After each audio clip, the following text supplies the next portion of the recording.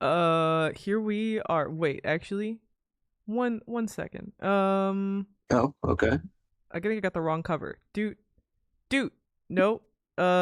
This one. There we go. Haha, there's the right cover. Yo. Woo. It's a quiet one today. I think it's just you and me. That's okay. That's fine. We have spinning emo in the chat. No one gives a shit about Serpent's shadow. Not even you or We I. barely give. Not I even was you gonna or say we. I. We're Hey, here. I at least give a single shit. We're here because when our moms told us that we need to finish our fucking food, we believed her. These are the peas left over. Yeah. We were like, okay, we're gonna do it. We committed to this. We're not turning back now. So we're finishing this shit. Serpent's Yeah. Shadow. Listen. Yeah. Kane Chronicles is the broccoli to our Percy Jackson series, the Nuggies, and the other one whose name eludes me being the prize. Yeah. Honestly, including the fact that I think the series does have some substance to it, but it also is. I think we both felt like not very good. Yeah. I think the okay, in terms of substance, not to get into it too much, I feel like the best substance they had is the potential, and also the Right? God Retirement Home. For some reason, I'm really fixated on that one. Also, you're totally right about the potential thing too, because there's like several moments where like, oh, I was just like writing fan fiction after a certain time, just being like, oh, wouldn't it be so cool if this happened, or if this character was more like this, or if like this thing was more like how the lore worked, or like, and I'm like, oh, but that's not what happens here though. Is the thing. It's Literally, objectively, back in book one, you were saying how like I they was could have writing done so set fan much more fiction. interesting stuff. Yes, with Set. I was And writing my fan fiction about my favorite baby girl set. Uh, speaking of Baby Girl Set, he wasn't here much, but when loved he him. was when he was it was primo it was Stole the primo show. it was primo Yeah. I actually have a lot to work to talk about, like Set's role in this, why he was kind of wasted potential, as well as like They other should have moments of just made wasted Set be potential. gay, do crimes. I mean, that would have been very real of them, but also though we're gonna get into it. So my summary for this book, my very well written, very in-depth summary. Sadie and Carter fight Apophis, I guess. A love triangle I is resolved in the funniest way possible. This is the third. I want this up at this point. Let's fucking go! I think I called it back when Anubis was Yeah. Walt were a thing. Yeah. Also, I'm gonna scare the neighbors with today. I'm gonna scare the neighbors. I'm gonna scare the neighbors. I'm gonna like a knock on the door in a You're couple minutes. It's gonna be channeling in the great. hype of It's Stray gonna be great. It's Gods. gonna be great. Yeah, I am. I was showing Lux Stray Gods the musical earlier today. It's great. If you haven't played that, because it is a game, go play Liked it. and didn't like him at all. The guy who didn't like musicals. Anyway, we're both so tired at this point. I think we're just glad that Kane Chronicles is like over, that we're done. Yeah. And It could have been so much better. it could have been better. Could have been worse. Could have been longer. True. I feel It's like if short. it did last longer, it would have been much more of a drag. Yeah. Because here's my genuine opinions on it. It was sufficient and mediocre. I think the only thing that makes me a bit more harsh on it is because I know Reardon, you could do more. You could do better. We know he can. We know he can. And the funny thing too is, as I was reading it, I was like, you know what? If we didn't actually intersperse the Heroes of Olympus books between this one, I Mhm. think I would have been convinced that like for a little bit there at least, that Reardon was just like, Losing it. yeah, that Percy Jackson was lightning in a bottle, that that was Lightning. great, but he never really understood why it was good at the end of the day, because this book very hollowly repeats a lot of the beats and moves Hmm. from that book, from those books, without really like quite understanding what about that made them land. um from like your character deaths, your fake out character deaths, your protagonists, your love stories, all of it just felt like a hollow repeating of what Percy Jackson did like a lot better. um Oh, definitely. Because, may I say, like a mild spoiler, you know what? No one cares.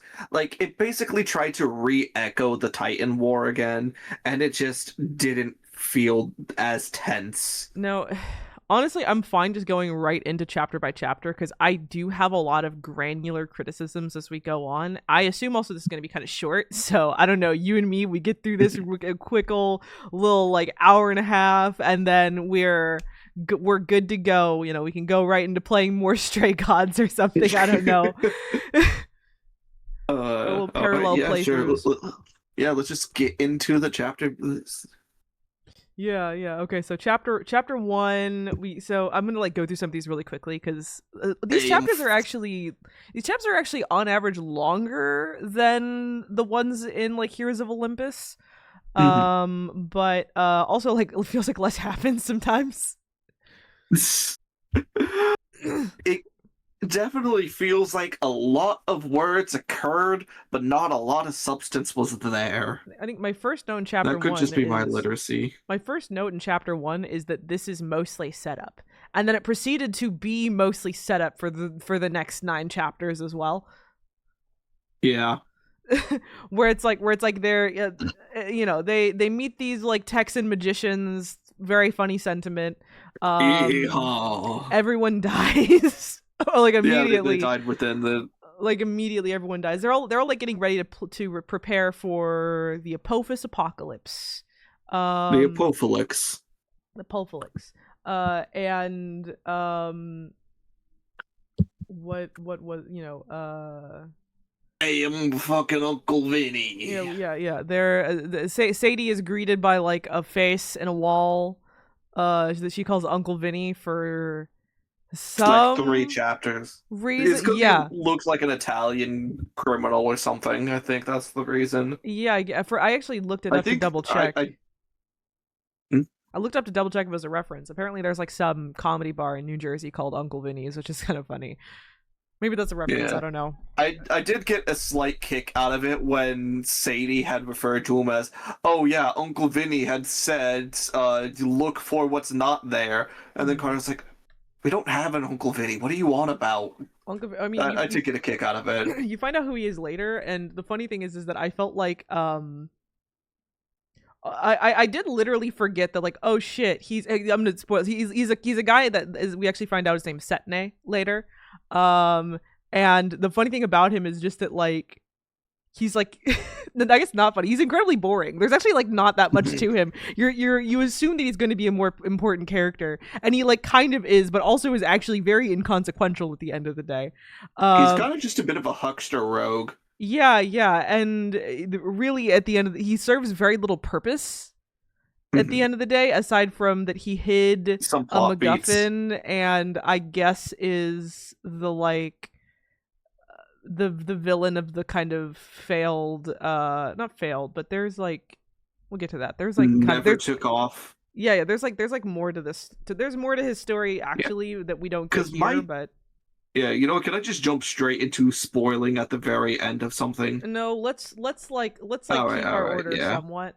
Okay. So, what do we got here? So they're looking for like, it's like scrolls, right? They're looking for, I don't even remember the scroll that they're looking for at first. It was a scroll by, what was it? Kane Wasset, I think it was. Kane Wasset. Well, that's Setne, right? Wasset. It is, but he also apparently authored those scrolls. Okay, well, yeah. Because like it was like 3 different scrolls. Apophis was. Yeah. They're looking for some scrolls. The first one they lose, like, slips between their fingers, gets burned to ash. They are Ye haunt. Oh yeah. Wait, I saw this funny line here. Together we will rule the world, said Isis. You mean, together we will defeat Apophis? My mother corrected. Of course, Isis said. That's what I meant. Love the gods still being little scamps, a bit more malicious than they are in the Percy Jackson equivalent. I do love the little extra bits of personality they have. Just because in Percy Jackson you don't really see them too much. Here you get like little peppered sass lines every now and then, which I kind of dig. The gods in Percy Jackson, at least the ones you interact with regularly, are all things considered pretty nice. You know, like, yeah, some of them are bad.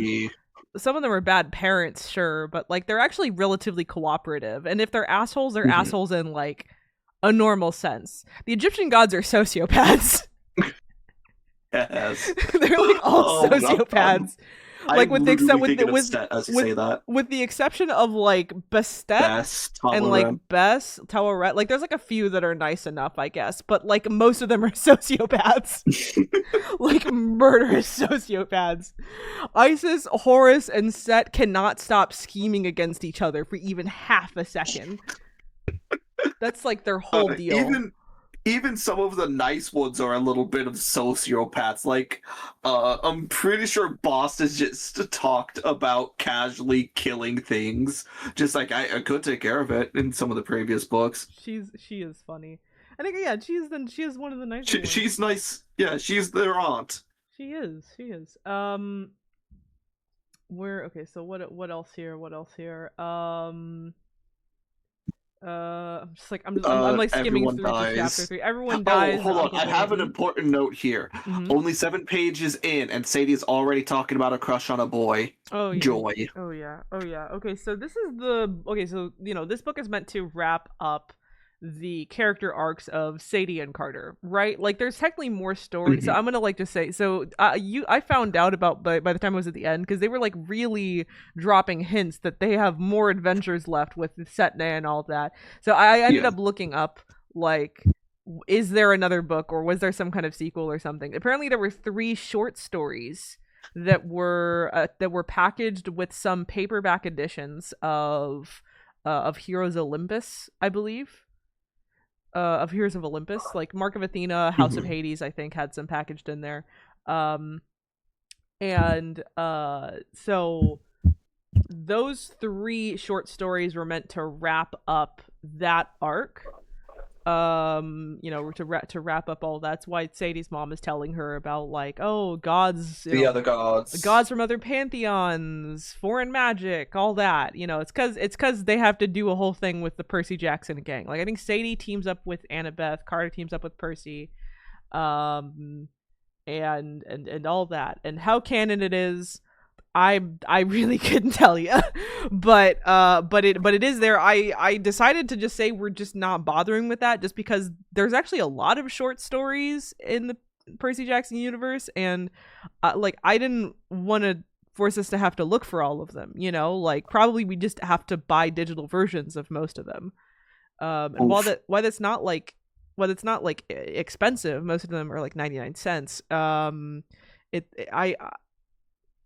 I just thought it would muddy the waters, right? I was like, maybe when we're done, if we decide we just need more that badly, I'll say, let's go back and read the short stories. But plus, if they are that short, we probably wouldn't get like a good stream out of it. We'd have to do multiple for one stream, for sure.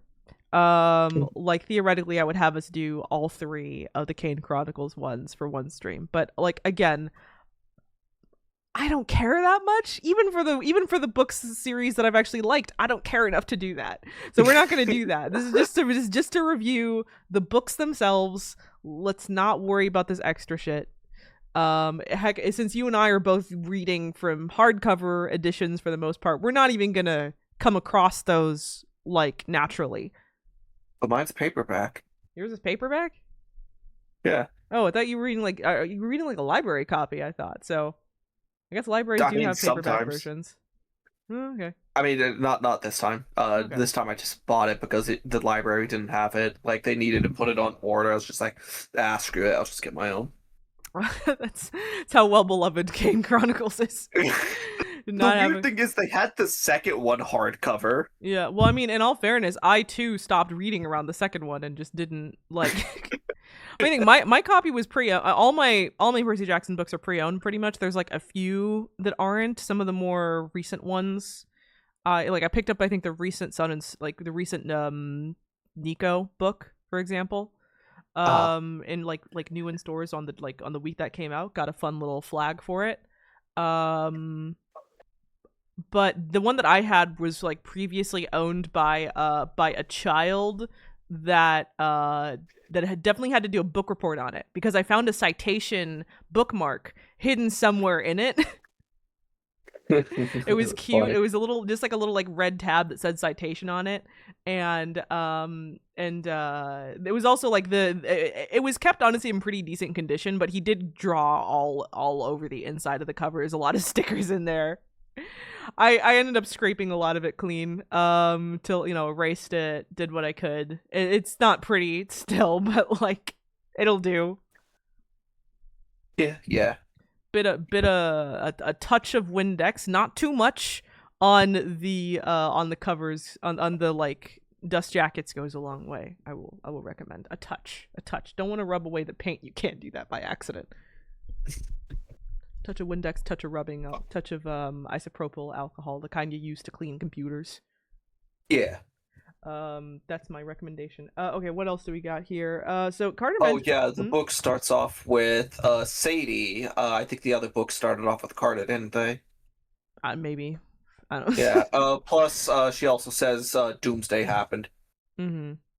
Yeah, that's Sargon. Yeah, so Carter's section starts off with mention of like, shit being pretty bad. It seems like there's attacks on a bunch of the other gnomes. He mentions Toronto, Chicago, Mexico City, etc., etc. Magicians all vaporized, nothing but wands left. Borderline horrifying, honestly. I'll give them that. I legitimately thought like, yo, is he going back for like a more mature tone? Because like this is pretty bleak.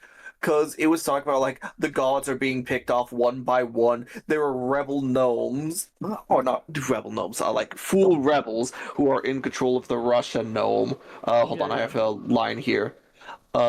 Let's see. Sarah Jacoby is leading a rebellion against the Kanes in the House of Life under Amos. She has prisoners of war and is threatening to execute them. She staged attacks and is blaming them on Apophis to delegitimize the Kanes. This is way more mature than the last book. It was serious enough that I So wonder goes if he my got notes. some criticism for it being a bit more kiddie, honestly, than even Percy Jackson was in a lot of ways, which it was. Yeah. If I remember correctly, I think that there was like a fart joke later on in that chapter to diffuse the tension. Yeah, Something. they have a camel that's named the Hindenburg that has horrible farts. Yeah. Which points for creativity calling it the Hindenburg. That's kind of funny. that made me giggle. I wrote that down. But honestly, I almost took like the vaporizing thing, especially as like I think that's what you get when you have to do a PG death. You can't actually show bodies, but then you it's like what happened with Joker in the Batman animated series, right? They couldn't have him just kill people, so they did the like permanent smile, which is more horrifying. Actually, that's worse. It's much scarier. Exactly. much scarier. So gotta love creative workarounds. Yeah. So we an interesting thing here. So you talked a bit about like, Sadie is like has a whole thing.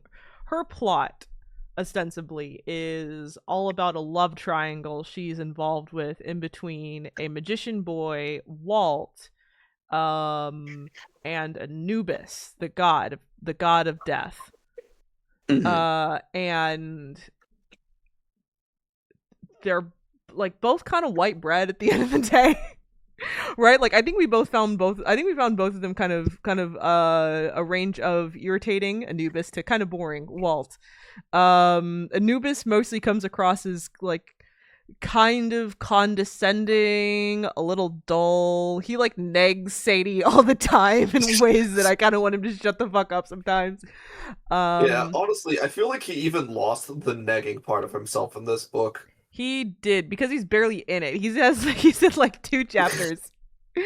Walt is more present, but the thing is Walt is boring still. Walt is very boring. Outside of some interest that I think with the way that they portray his chronic illness, because Walt is like dying, right? He has King Tut's curse.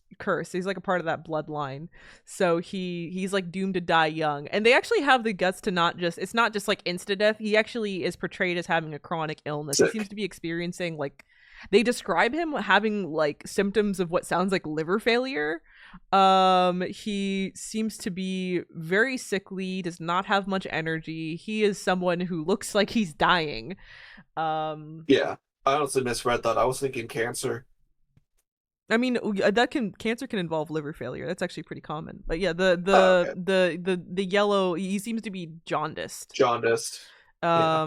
And he also just in general, he also seems to experience chronic He has pain death as well. TM. He has death TM. It's not good. He has all the like terminal illness signifiers, and it's not The looking old good. And the only thing he yeah. was missing was the dead anime mom hairstyle. I applaud them for actually like going for that. Decaying him. Yeah, Yes. not just making an insta death thing. They write it as a, it's in universe a curse, but it's like it's almost humanizing the way they do it, honestly. We get to see him suffering, which is Mhm. good for Mhm. us. Mm-hmm. They also around this time they find a so it's around chapter 3 that they catch us up with all of the soul stuff, because Egyptians have different parts of the soul, right? It has like there's like the oh my god, I literally It's just the read it. Ba is the personality, Ka is the life force that leaves the body when it dies, the Ib, which is the heart, Ren, the secret name, and the Shoot, the shadow. Thank you. I specifically wrote that down in expectation of this. I'm so glad you did that, because I did not. I think I thought to do that and then I didn't do it. Which is great.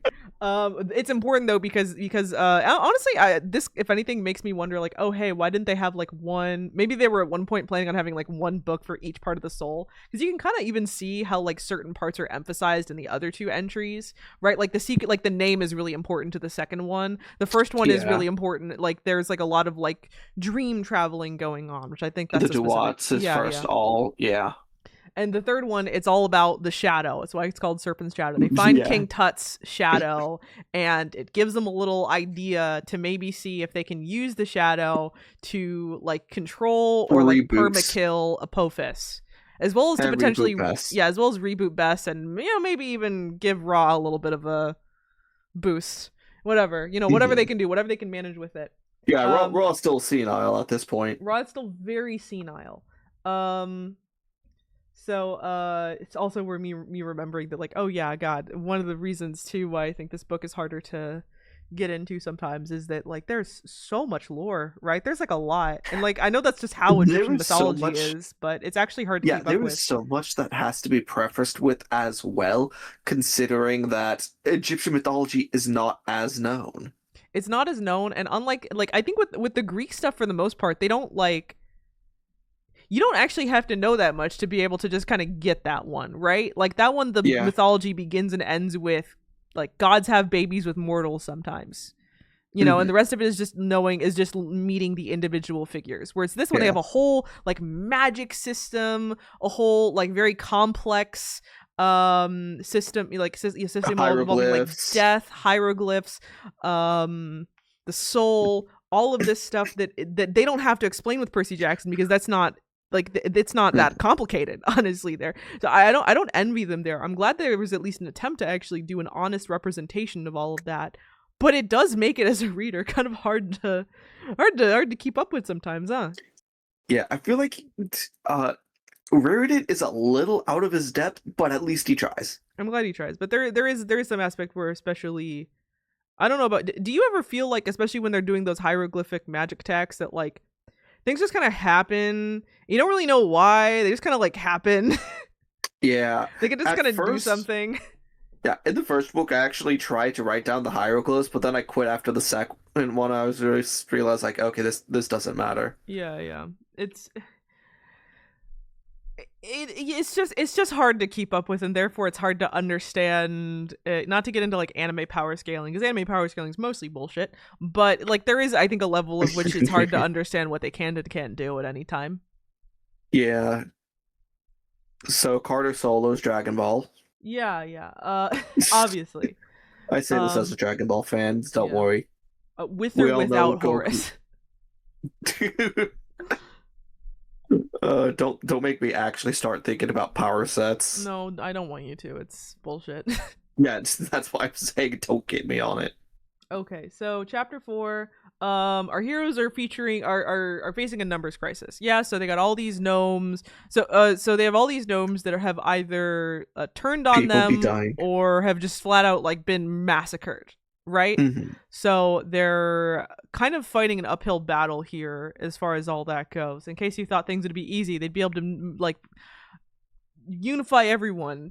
Nope, not when everyone keeps on dying so fast, because I think they even There's described that like the ones that they do manage to convince either get killed or intimidated out of helping them.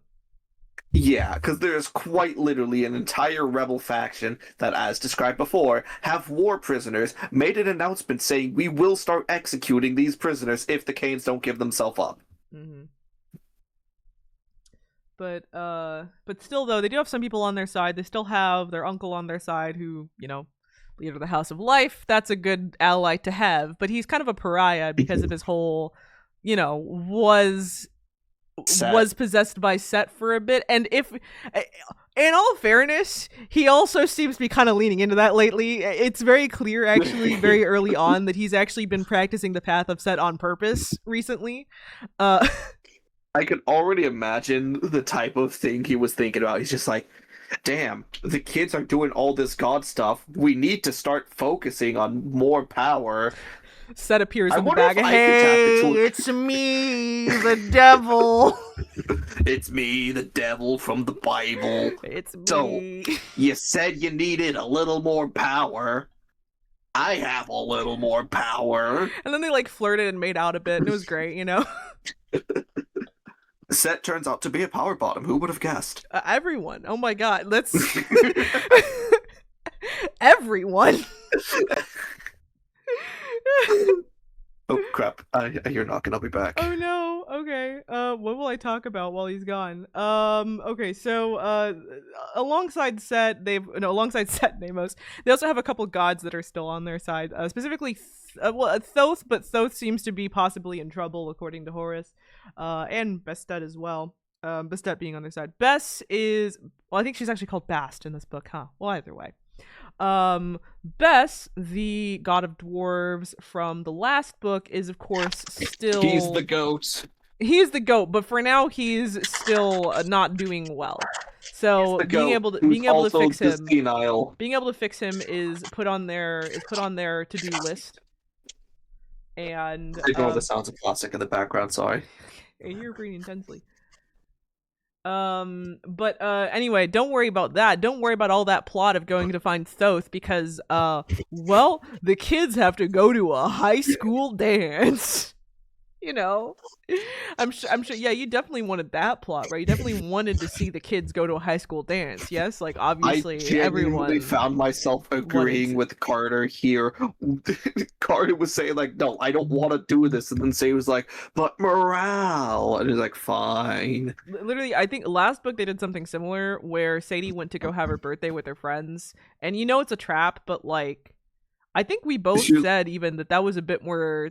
Like, it was easier to sympathize with because you're like, well, yeah, Sadie's going through a lot. There's a lot going on here. Yeah, maybe she just have like one normal birthday. That's okay, but like all of them going to a high school dance that is definitely going to either be a trap or even if it's not a trap is gonna like, it actually ends up not being a trap. That was the wildest part for me. That not then like. No, I think the main concern was the reason why it wasn't a trap this time was because Reardon didn't frame it as a trap. That's the only reason why. I guess I assumed it was going to turn into a fight, but that actually just doesn't happen. But it really starts to seem kind of stupid. No, shoot did a thing. Yeah. Also, doesn't help that it feels very shoot in. Yeah, like shoot in. I didn't mean that. It feels very shoot in, right? Like. There's no fucking reason for these kids to be going to school. Why are we doing? You invented them going to school all of a sudden for the explicit reason of them going to a high school dance, and it's never brought up like before or again after. Yeah, the only time more school is brought up is like at the end of the book where they do the good old. Well, magic has faded for now, so we'll just be normal. We're gonna be normal kid, and it's like it was pointless. It was like so pointless. I think the only point to it, right, was Mhm. that they wanted to give a bit more dramatic tension for a romance that we already don't really care about, and also that they wanted to give Anubis an excuse to not be trying to help Sadie constantly. They wanted to put him out of the plot, so they made a whole thing of like, Shu, god of the wind, he's trying to keep them separated. God of the chastity. Yeah, I mean, literally, yeah. that's I mean, that's he his role in the literally- story. Yeah, That's his role in the keeps, like, myth. Yeah, he keeps like what was it, Newt and Geb away? Yeah, Newt and Geb are kept away, and to prevent the to prevent the Sky and Land having more kids. yeah, to prevent them from having respectively Isis, Nephthys, Horus, and Set, and Osiris. Honestly, probably for the best if they had just kept them separate forever. I can guarantee if they had more kids, there would be wars every other decade. So many more wars. So many more wars. Those 5 dramatic bitches. But yeah, what else do we got here? Oh yeah, so we know for a fact that Anubis and Walt have something to do with each other over here. They've been very not subtly building up a connection between the two of them, and Sadie is a fucking idiot for not realizing immediately what that connection would be. Oh my god, it's like, even if I didn't know the twist, it's like so obvious. I'm pretty sure I called it in the last book. We'll get to that when we get to that. It's not important for now, because they're gonna pretend that we don't know for about 10 more chapters. Oh yes, of course. There's Sadie meets a mysterious Russian boy that gives her the exposition on Kahemwa aka Setne, aka Uncle Vinny, who so each book has had a fun thing where like Percy Jackson included, Heroes of Olympus included, where they will have they're like big mysterious villain, right? And then they'll have like a littler villain that the heroes actually have to deal with, and will have like some kind of interpersonal, like it's the one for the stakes, the actual antagonist, right? So Percy Jackson has Kronos, and there's also Luke.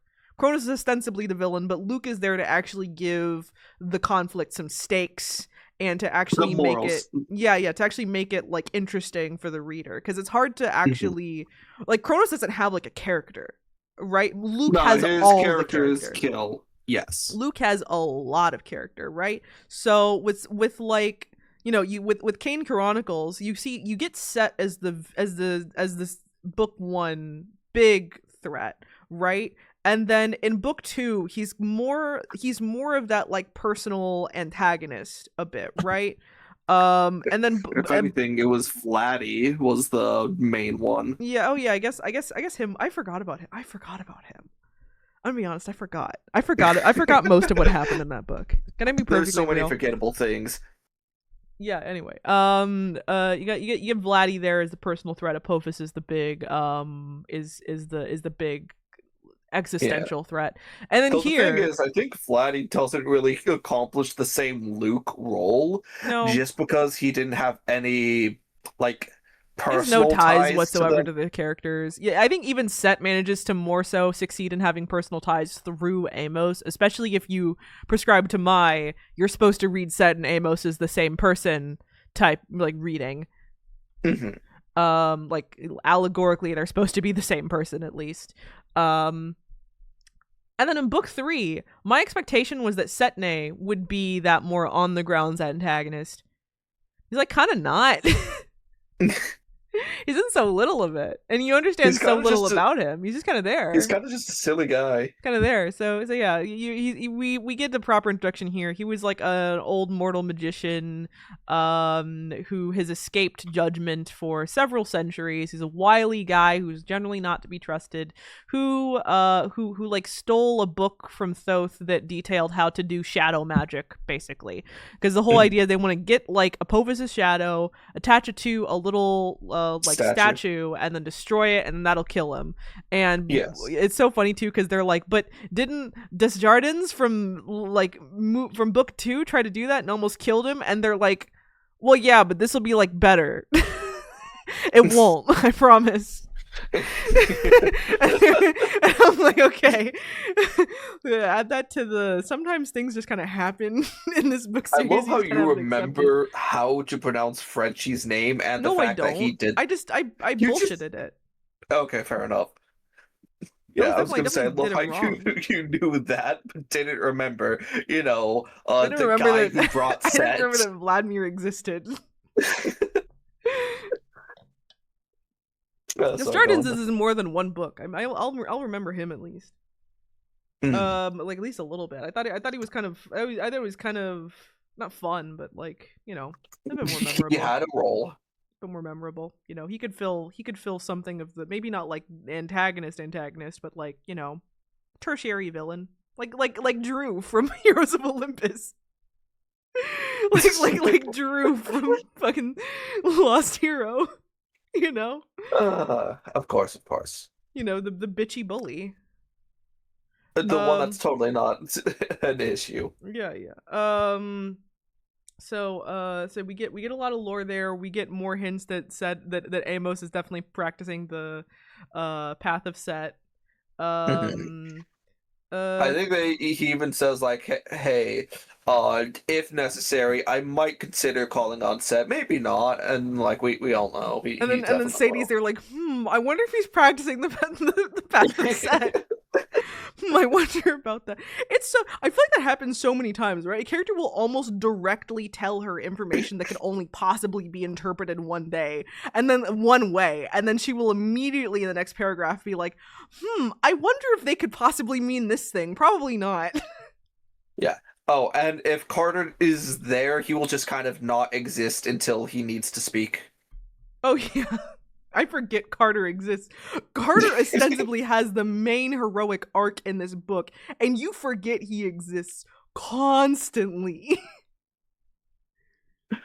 It's like some scenes, it feels like that he just needs to exist more. So Sadie's whole arc, right, is that she has a love triangle. Yeah? Her arc is love. I hate it.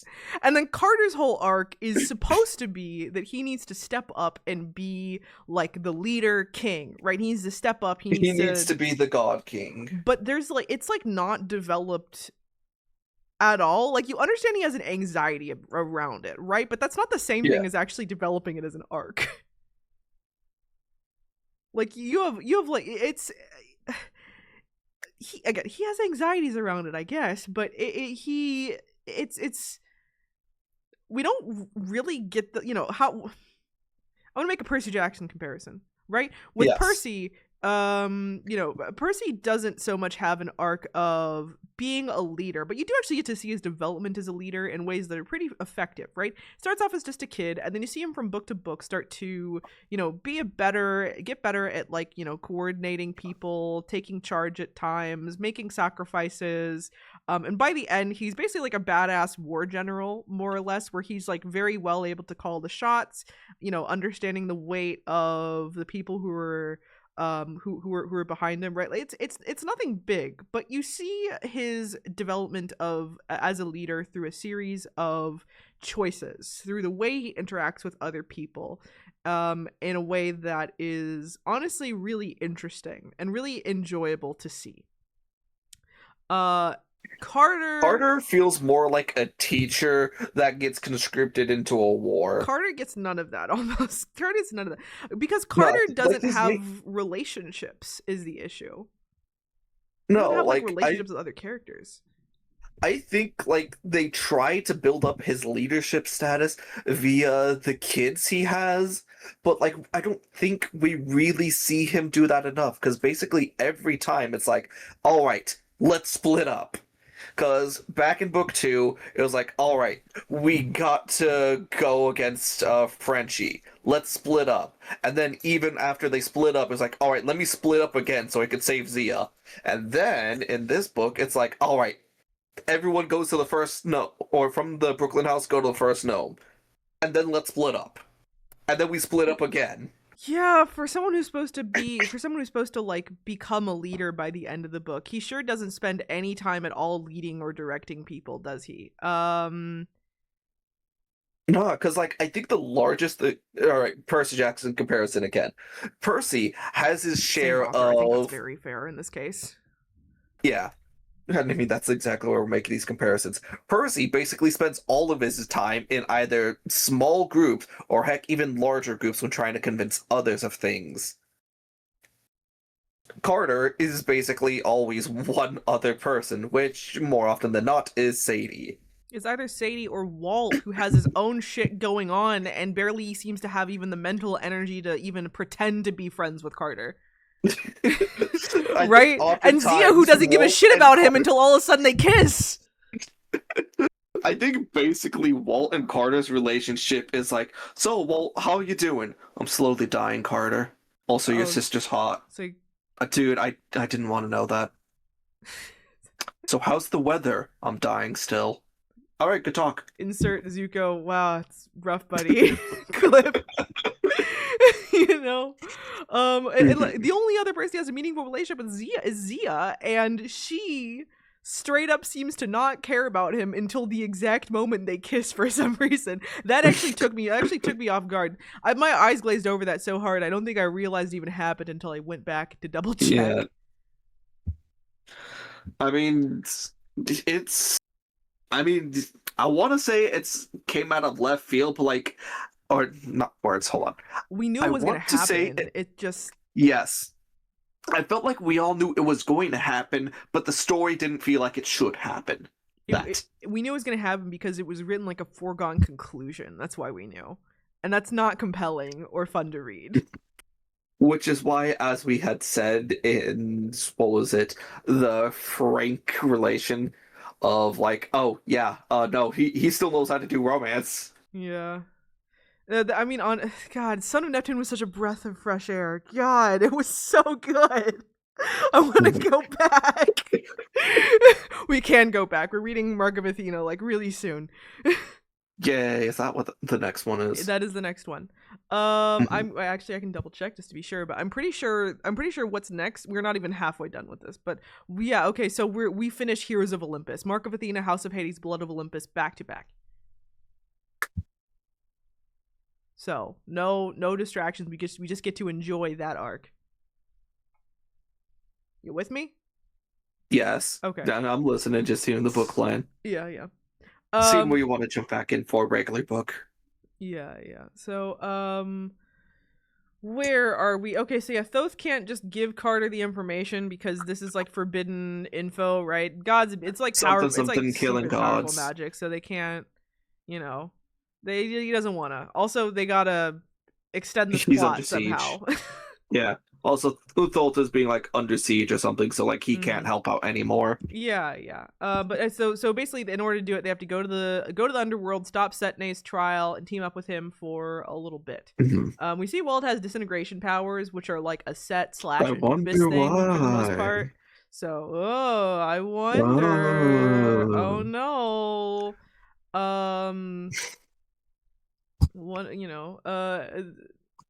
What else do we got here? So we know he's brokering some kind of deal with Anubis to extend his life, but I can't fucking pretend. God, let's move on. Okay, so fun fact, like all of my notes have been like rather sparse up until we get to chapter 9 where I at least have like 3 different notes on the nursing home. Because it's like the one emotional part of it that like they're the only people we care about. I can't believe the only people we care about are specifically the place with the forgotten gods and Bess. He's not forgotten, my goat. We love him. We love Taweret. I love him. I love Taweret. Taweret X best ship in the book. Only ship I care about. I love Taweret so much that I started getting offended whenever they described her in ways that I thought were too derogatory. Unflattering. Yeah. I started getting upset at her. Upset about it.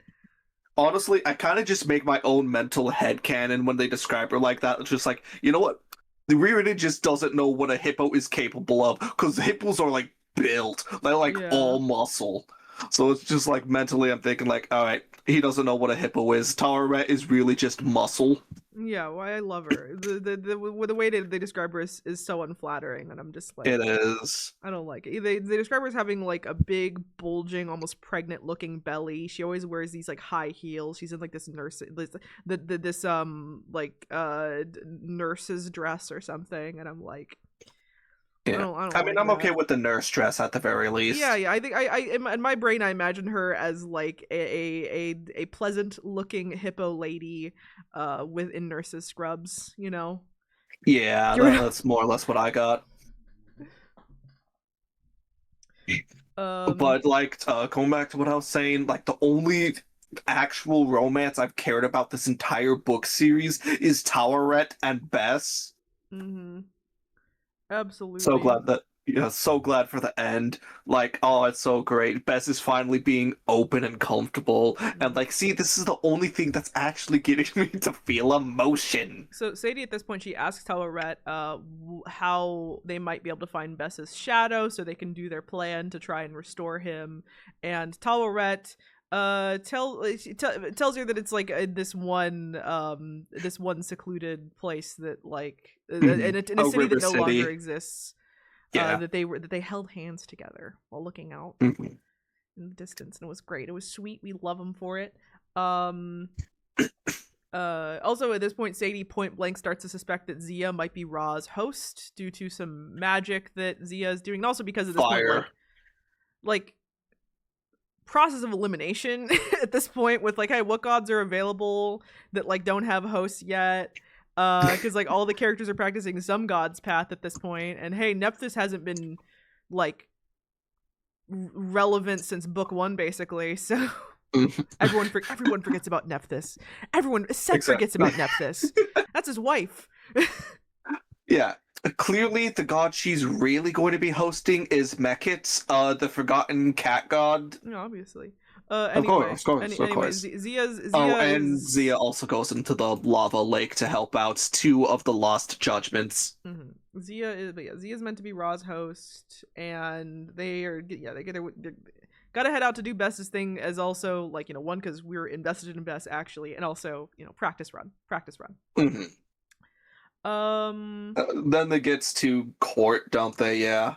Yeah. They go to court and they manage to convince Osiris to let Wait, go Setne.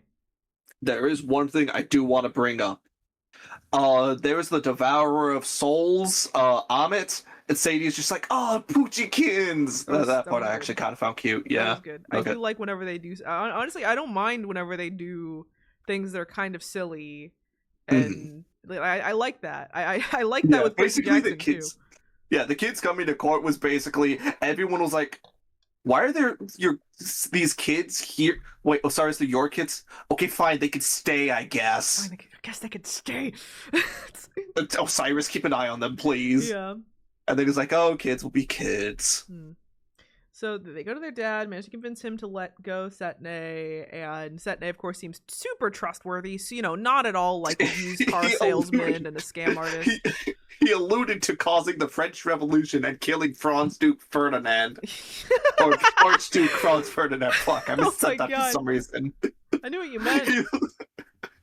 That's great. Yeah, so like in the introduction, he's just like, come on. You would have assassinated Archduke Ferdinand if you had met him too. I think the only note I have on it that has to be alluding to that is my first note for chapter 11, which says confirmed Setne is a funny little guy. I'm gonna be honest, I was actually kind of amused by him. Just because he's a bit of a bastard of a character, I like it. He is. So chapter 11 though, we get actual confirmation that Amos is learning the path of Set.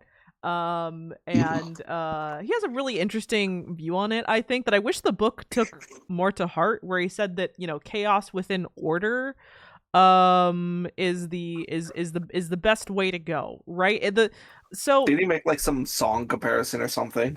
Yeah, like jazz.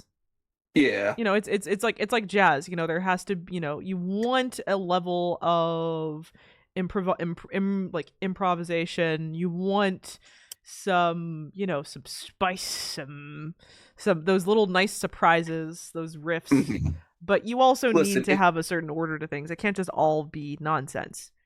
Yeah, there's a difference between Gregorian chants, which is complete order, and basically everyone picking up everyone picking up an instrument but not knowing how to play. In the center of that, somewhere on this spectrum, is freeform jazz, which is where you want to be. It's where you want to be. And I think it's interesting because I find that this book takes a kind of absolutist way of looking at chaos versus Mott, chaos versus order. And so it views chaos as order is creation, chaos is destruction, right? That's how it frames it. And it more or less ends up at the end kind of reducing it to chaos is bad, order is good. And while it does concede to some level that they are, the balance. Different sides to the same coin, I think that it actually probably could have done a bit of a better job at portraying the ways in which they are necessary to balance each other out, because I'm not familiar enough with Egyptian mythology to super understand what their views and their philosophies on this stuff was, so maybe I'm completely off base here, but I don't know, it's kind of my assumption that maybe there was some necessary balance to these two things. Maybe it wasn't just this bad, this good. It's supposed to be more complicated than that, and kind of does feed into my issues with, I think, how Set was portrayed, especially in book 1, where it's implying this level of moral complexity that is not practically present here. Right? Yeah, because basically all the forces of Apophis basically seem we're just gonna kill everything. Yes. Just evil. It's doing balanced forces. Did you ever finish Legend of Korra? You ever finish Legend of Korra? Not really, but I'm gonna say yes for the sake of argument. Okay, so in season 2 of Legend of Korra, there are these two spirits that are representative of yin and yang, right? The fish? No. Let me see. What were these guys' names? While you look Rava that up, and I'm just going. Rava and Vatu. Okay. Oh shit! Yeah, I've heard of that. Yeah. Okay. So the thing with Rava and Vatu, right? They are they're literally drawn to represent the yin and the yang. Rava is something dark avatar. Yeah, Rava is supposed to be the spirit from which the avatar comes from, and then Vatu is kind of just the evil one. Yeah, they imply this grander system that is more that more goes into actually how yin and yang is supposed to work, where it's it's balance, it's chaos and order, both of these things having to coexist and be within harmony for things to function properly, for the world to be at peace. Yeah. But then kind of just stumbles ass first into what is definitely a very clearly Western Christian view of things, where this one good, this one bad. And it's that's just not the reality of how these things work out. It is at the end of the day only really processing the aesthetic values here without really understanding why why how these things function on any level deeper than the deeply sophomoric. Yeah, oftentimes Western thinkers, when they see the yin yang, they're just yes, perfect balance. But what if? And makes the yin yang all, I don't know which one the white one is, but they just wipe it all white and say yes, that is the good. Also, they get the genders of it wrong. What, is yang evil? Or, yeah, I think that's right. No, but it's that Let me see. So If I the remember right, also calling one of them evil's also a Western misnomer, yeah. because I don't think either of them are like Neither of truly them are evil. So Yeah. okay. Look, here's a little quiz. Which one do you think the yin is, and is it feminine or masculine? Feminine, black. Correct. That's the opposite of how a lot of people portray it. Oh, okay. They do the white one as the feminine one all the time. That's not true. Ah, huh. I think that's also because of more Western thought, because I don't know why, but they seem to attribute, like, not quite helplessness, like, maybe innocence would be probably a better term, as a feminine trait, so oftentimes these things are personified as female. They are also as far as color aesthetics go, Chinese culture often has it flipped from how Western culture has it. White, for example, is considered funeral clothes. Black is considered more, well, no, red is considered more appropriate for like wedding stuff. Um Red uh, is lucky. Red is lucky. But yeah, white is associated with funeral with like funeral processions. And Saying red is lucky is kind of ghosts. funny at the moment because I have a red shirt on. Haha. Me too. Me Ha. too. Mine's a Dracula shirt. Hey, we be lucky. So yeah, to me, I read it and I'm just like, oh my gosh, I'm not knowledgeable enough in Egyptology to know this for sure. But this just kind of reeks of someone who, like gave a good first pass Cursory at it, glance. but maybe had a hard time actually following through with portraying it as actually balanced. Um. And once again, I mean, this is me showing my true colors here, saying like, and it could have been perfect if they simply developed Set more as a character and showed it more through that lens, because they almost get it. They're so fucking close, but they just barely pull back at the last minute. It just doesn't manage to quite land.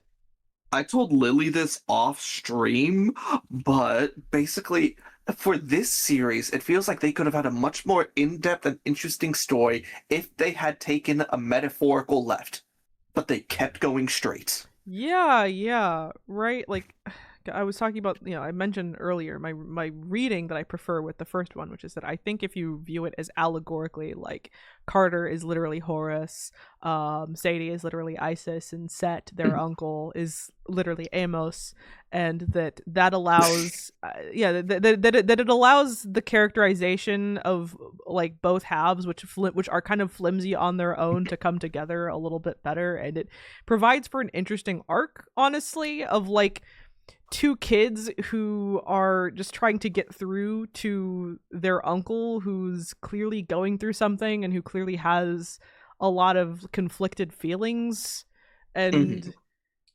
like just trying to bring together whatever bit of their family they have left here through like some forgiveness. But they are so insistent on treating them like separate people that it's hard to Allegory fails. yeah, it's hard to support that as anything intentional or anything that can be read in a robust way, right? Yeah, now it kind of just seems more like their uncle got manipulated by a dude in the first book, and in the second and third book, The second book, they'd like, bit of enemies to lovers. I don't know. They had a fishing trip. Mm-hmm. I'll write my And then fiction. You can't stop me. of course. And then in the third book, it's like, oh yeah, he's going back with his abusive ex, but he's saying, don't worry, guys. You know how they say, I could fix him? I actually did. Wait, actually, I need to check something real quick. I need to confirm something. Is this a ship, or are you guys on AO3 cowards? And I need to start. It's not a ship. AO3 are a bunch of fucking cowards. And I need to make some corrections, it seems. I need to make some corrections, it seems. Are we sure it's not? After my stupid joke, why do I now kind of want a fanfic of them on a fishing trip? TM. I'm just like, what do you mean no one's done Amos Kane X? Because no one's doing the Kane Chronicles. Let me see. Wait. I see that it has a tag. what probably singular brave soul did this? It's There's you in the five. future. There's 5 works. There's 5 works. There's five brave souls who've actually written this, who've actually done this. Are any of these any good? No, god damn it. I have to fuck, I gotta do this myself. I gotta do this myself. Sorry, I stream's over. I gotta go do something real quick. Very important, you see. Okay, let's continue. I like how the book is so mediocre. We just get lost on this tangent. Yeah. Okay, Yeah, so where were we? Chapter 12? yeah, chapter 12, Setne leads them into an obvious trap. And he's being assassinated. Zia calls upon Kepri, becomes raw. His dad is Ramses II. Okay. Like from the Bible. Actually, I did go down and I was also bored, so I went down a research rabbit hole about Ramses II, because Ramses II is in fact he is actually the pharaoh from the DreamWorks movie Prince of Egypt. He is. I see. I guess Setne didn't get caught up in the plagues. Good for him. Bad for us, I suppose. Or maybe good for us. He helped save the world by being a bastard in a good way. But the funny thing is that was simply DreamWorks' best guess as far as who the pharaoh from the Bible might be. The pharaoh from the Bible is never named, and there are upwards of a dozen possible answers as to who that could have been. All with some amount of support. Someone who's some random Egyptologist somewhere who's written some paper about how it could be him. You know, there's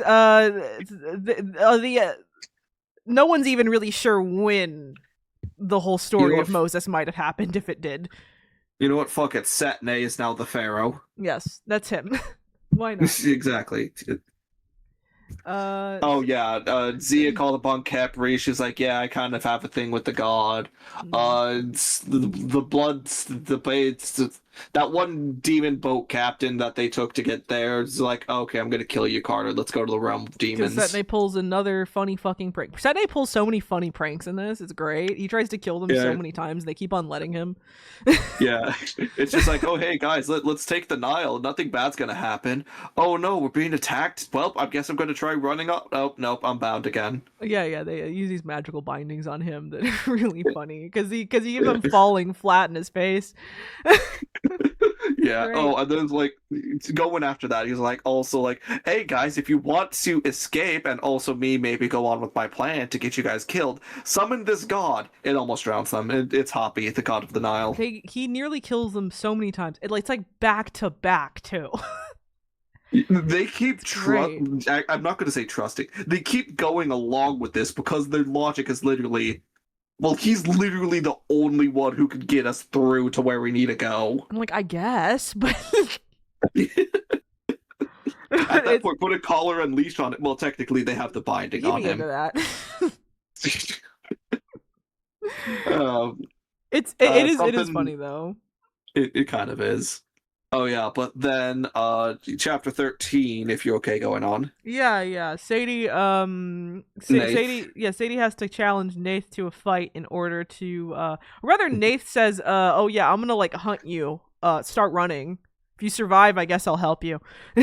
Maybe. And so she's like she's an interesting goddess. I did do a bit of research on her because I was curious about what the fuck her pocket thing was. So Nath in the book has a thing where she takes the pockets of people she kills as like trophies. She's also a doomsday prepper for some reason. I don't know. I think it was like a vague Walking Dead reference, honestly. There's like a lot of stuff like that, honestly. Lost references. Yeah. So she steals their pockets, and I literally had to look up like what could that possibly be an equivalent to? What could that possibly mean? I found nothing. I tried to look up like what, like, you know, what's she the goddess of? Seems like she's a goddess of the hunt, goddess of like weaving. Seems like she was pretty important back in the day. You know, that explains why she's not in the retirement home. Yeah, good old household goddess in the same way that like Bastet could be. And but anything about like taking trophies from enemies, right? Like I was assuming for a second that it was like something that was meant to cover up maybe something more gruesome, like maybe she's Like taking the internal organs of some people or their scalps or their stomachs or whatever, right? Yeah. No, she doesn't do that. I don't know where this came from. Yeah, well, this got me curious. Why did she even start it in the books? I remember like Sadie said something, and then she just runs with it, annoyingly so. Like, not. Yeah, Sadie's losing me real fast by this point in the book for sure. Uh-huh. I thought she was charming first go around. I like the spunky punk British girl. It's fun. But yeah, by now she's mostly lost me for sure. No, yeah. She literally just collects pockets. I collect yeah, comics. because we both just do now. Yeah, because literally it just says, she gave me a hard smile. I take trophies. From under the collar of her army jacket, she dug out a necklace. I wasn't expecting to see grisly bits of, I don't want to say. Instead, the cord was strung with ragged squares of cloth, denim, linen, silk. Pockets. Nice, confided. So yeah, it literally just pockets for no reason. My only guess is something weaving. Fun fact about her. So one of the ways you can draw her name in hieroglyphics has the second character in her name. It's a dick. It's an ejaculating penis, I think was the exact wording that the website I saw, and I looked at it too. I looked at the hieroglyph and I'm like, yeah, that's what that is. That's that. So I just wrote that down. I was like, Jester approved. Amazing. It's great. It has to do with like because she's like a goddess associated with like creation. So that's how it goes in, I think. But I thought that was funny.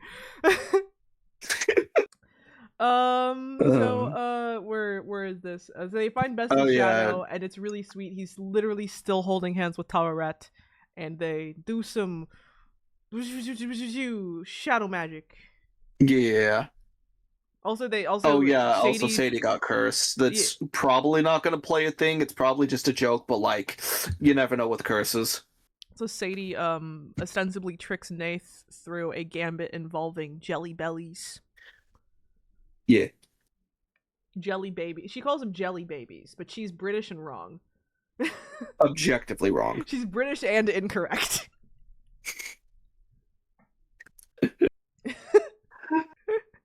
we gotta get on her ass for that. True. She literally drops a hullo like HULLO a few times. She does. Absolutely wrong. Yeah, terrible people. Nath refers to Walt as a child of Set. And Walt Sadie doesn't quite get it yet. Dies. She's gonna get it real soon. Because Walt dies.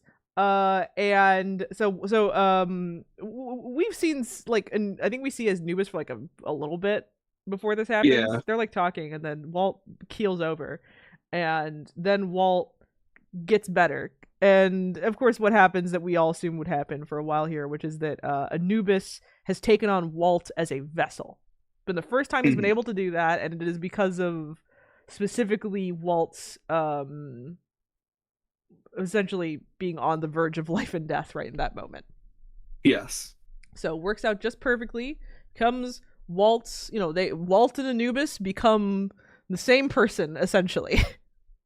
I called this like last book, and like I still I was spoiled about it before we even started reading these. So I knew it was coming, and I knew it was gonna be stupid. And it's, I mean, that's one way to resolve a love triangle, right? It's one way to have the two boys become the same. They do like a Dragon Ball fusion, and they're the same person now. Well, now that you say it like that, I'm suddenly on board with it, and I love it. It's the best idea ever. Revolutionary, actually. Of course. Yeah, Sadie, of course, has an obligatory freak out about it, even though this solves all her problems. Literally, the two boys she likes is merged into one. What more could you want? I don't know. Yeah, like I think Carter even like calls her out for it later. Like, well, Walt's now no longer dying, and you don't have to stay away from Anubis anymore. And the two boys you liked are the same person. So Literally solves every issue. why are you mad? And also it's also super annoying because we know how the plot's gonna go. We know that she's gonna get over it. We're just waiting for her to get over it. Yeah. Heck, I'm half waiting for them to just be the same person. It was honestly pretty annoying too because like this to me is the worst case of Sadie gets obvious evidence and hints that something is going to happen and then just ignores it and pretends that it's not until it's literally right in front of her so she can pretend to be surprised. And like it's silly. It's really silly. Right? Like even I was like, Sadie, this is for you to not see this coming. This is even for you, this is quite stupid. I feel like hearing me say that, if you hear me say it, you might misconstrue me and say that I'm as if I'm criticizing this for being like a kid's book that is very clearly telegraphing its twists. But like that like wasn't an issue with Percy Jackson. Or with Heroes of Olympus. That has not been an issue up to this. They've honestly been pretty good at keeping their twists under wraps a bit. Where here it's like even ones that I wasn't spoiled for, I could see a mile away. So it's heck, I went into this even more blind than Lily, and like I kind of was able to read everything. Everything's been very clearly like telegraphed, and the fact that we're forced to pretend that we don't know is frustrating. Even I bet even that kid who drew all over that book I was reading there. I bet even he knew. He probably like used it for a report on like foreshadowing or something, because maybe it was his first time coming across it. But he definitely knew. He figured it out. Yeah, I feel like it was just a simple book summary. Be my guess. Probably. I don't know. When do kids start learning themes? When is that a thing? Oh yeah, but also I put this as a note. Well, an Anubis merge or something. I don't even care anymore. Yeah. Anyway, they merge and they immediately disappear to be out of the plot for a few chapters. Yeah. Back to Carter. Setne's silly prank goes wrong for Setne.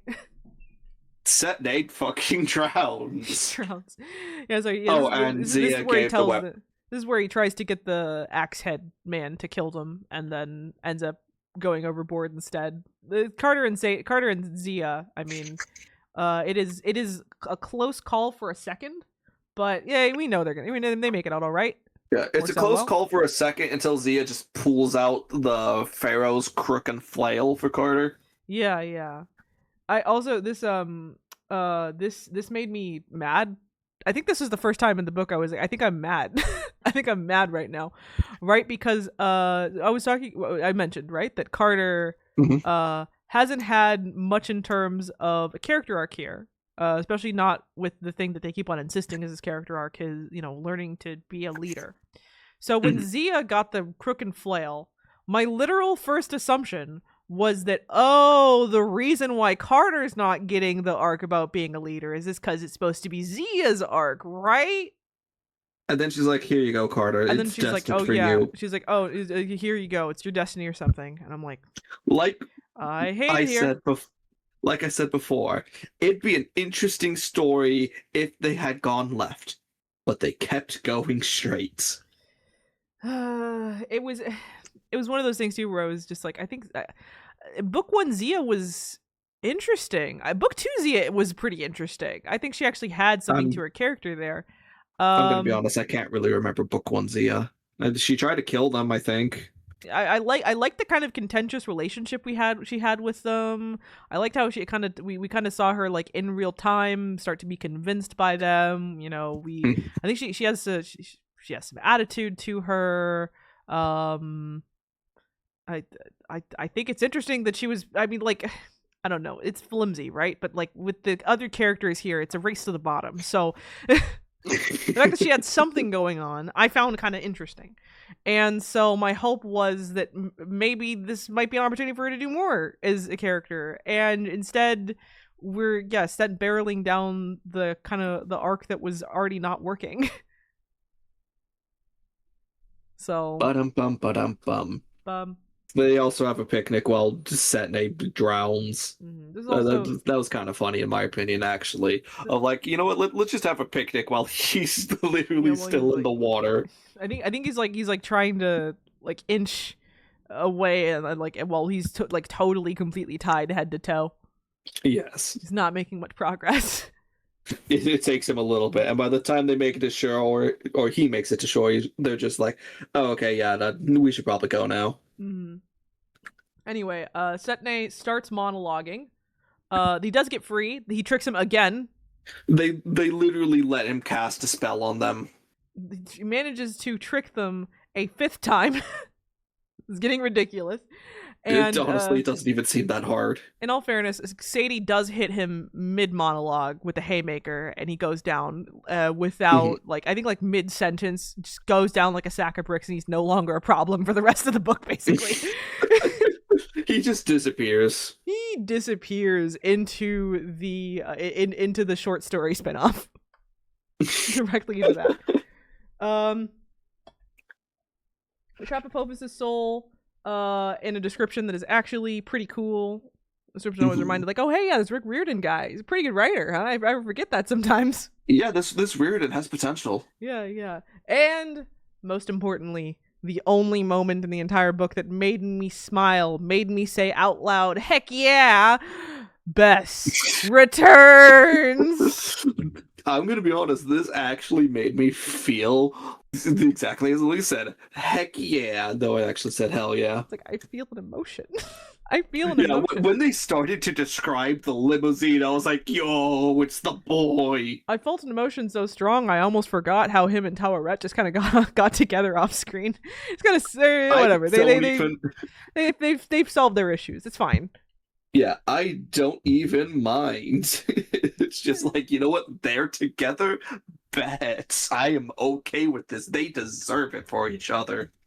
Oh, and also something else is there was the March of the Forgotten Gods, and like honestly, I kind of fuck with it. Like me as a person, all right.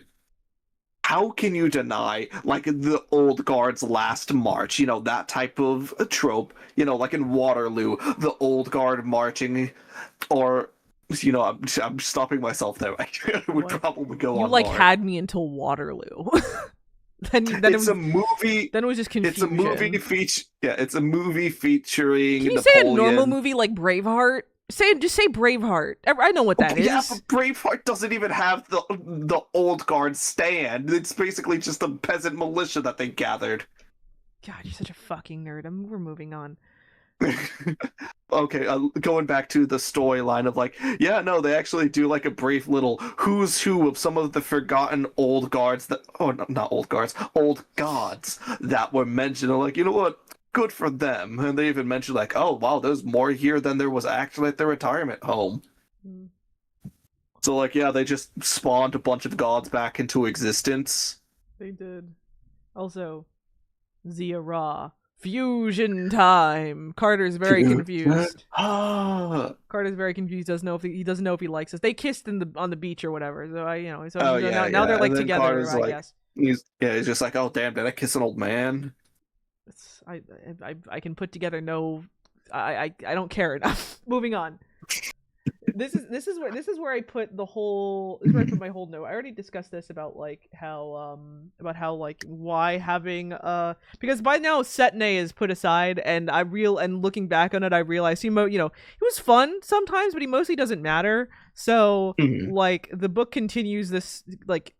We're in the finale here, but we feel like we don't really have a proper antagonist to latch onto, right? Like Apophis can basically be replaced by like a Marvel style blue space laser, and it wouldn't really affect anything, right? Like it wouldn't change the plot or story at all. Yeah, or a common criticism I've heard for like CGI movies, it's just like, oh yeah, the final enemy's a big gray blob.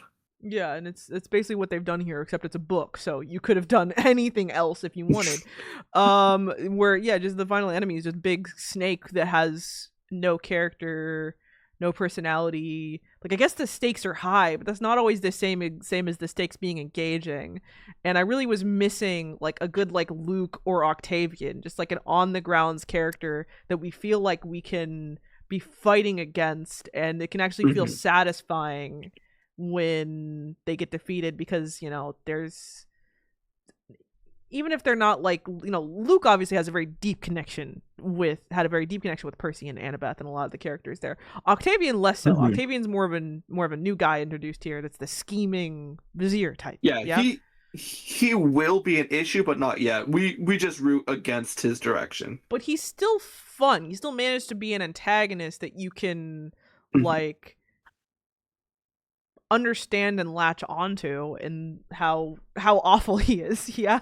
He's awful in a personable way, right? He's not a big monster. He's awful in a way that's more relatable immediately to and understandable for a reader. And this book is just completely lacking that. So I'm kind of to the end here, and I'm like, Setne was at least something of like a bit of fun, a bit of a breath of fresh air. And we get to the end here, and we're like, oh, we have like 5 chapters left, a good portion of the book left still, and it kind of feels like I'm just waiting for them to like wrap it up, Yeah. Kind of waiting for it to be done, because we've read stories before. We know Apophis is going to get defeated. We kind of know how this ends, but we don't really have all that much of a reason to care. So there's not much to him. They kind of tried to do this whole like, well, their mom's in danger thing, but we don't even see that happen. We actually see her at one point before they pick up Setne, and she seems fine. Yeah. So we later find out that she was absorbed, but that happens off page. So like this book is very severely lacking as far as like actual emotional stakes. Yeah. So as a result, it's a big reason why we get to the end here. The reason why we like all the stuff with the retirement home and with Bess is because, well, they're characters. Those are emotional stakes. That's allegoricizing something that is actually like understandable to us as readers, as actual people that live in the real world. Yeah, because like the way that they're framing the retirement home was like, oh yeah, so many showed up and they all came here because they finally had a reason to live. And like, whatever, that was like, damn, that's an emotion. This book can make me feel an emotion? Apophis is like the nebulous concept of chaos itself in the form of a snake. Like... Yeah. It's just like, oh, okay, I guess that's the thing we start punching and do the ritual. Not really an antagonist, is it? Yeah. It's more just a big space laser. So yeah. Where we what do we got here? Oh yeah, this is where Sadie tells Carter that you're ready to you can step up as leader now. I think you're ready for it. You're the and I'm like, sure, whatever. I don't care. Yeah, I guess. Yeah. And what else here? Oh yeah, another criticism here. I criticized the book earlier for not giving us enough for our characters to fight against in a way that was emotionally satisfying. Mostly referring to how in book 1 they seem to have a lot of answers handed to them through godly intervention, and Rick agreed, which is why book 2 the gods are much less helpful and they aren't being possessed anymore, and that's an improvement in my book. And kind of feels like an extension of kind of feels like an criticism. Yeah. Mm-hmm. I appreciate that, but it also seems like, well, now it's kind of shoe on the other foot. Well, still our characters aren't fighting against anything emotionally satisfying, but it's now because our villain's a big space laser.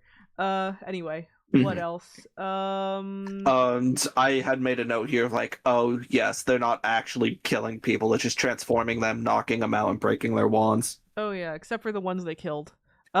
Yeah, except for those ones. But like when it was doing the scene of like, yes, we're here and then we're starting to help our friends, I noticed like, oh, okay, yeah, those ones aren't getting murdered. The heroes don't have blood on their hands. Oh, also, so there's the godly Carter gets possessed by Horus, Sadie gets possessed by Isis. This barely has any consequence in the story itself. I thought it was just like their kinda sad. power-up moment, but they're like immediately not getting along, and so it seems to not have any consequence whatsoever. Yeah. Also, oh no, Leonid is injured. And my first note after that is, wait, who's Leonid? He's the Russian boy. He's the Russian boy from earlier.